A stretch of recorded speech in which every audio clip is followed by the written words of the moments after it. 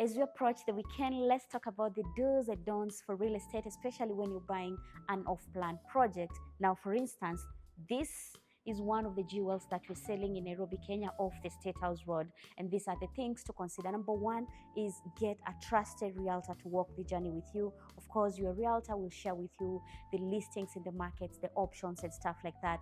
Then the step number two is for you to identify the property that you want to go for. If you're looking for this for investment or even for family or even a hybrid of both, what you need to consider, number one, is the location, the security of that particular property, and also the amenities that the property is offering, because it's a very competitive market and amenities is what sells a project. So if you buy a basic property, then you might not get so much return on investment from that property.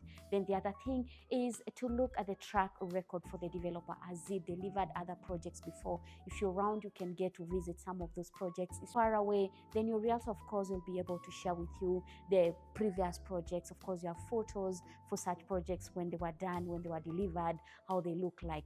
Then the other thing to ask for is the second schedule of fees. Now, apart from the purchase price, there's another fees which you pay towards completion. One of these fees is actually the stamp duty, which is normally 4% payable to the government of Kenya for the transfer of the title to your name. And of course, there's the legal fee.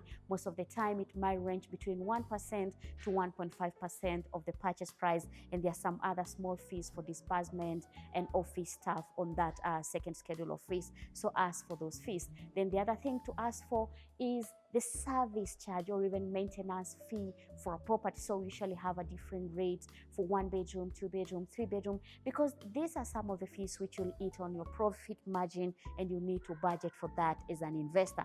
Then also, you also need to check the ownership of the property. Is it on freehold or even is it on leasehold? Now, if you are a foreigner, you can only buy a property which is on leasehold, like an apartment, not a freehold, piece of land. So those are the questions to ask for before you make the steps to proceed forth.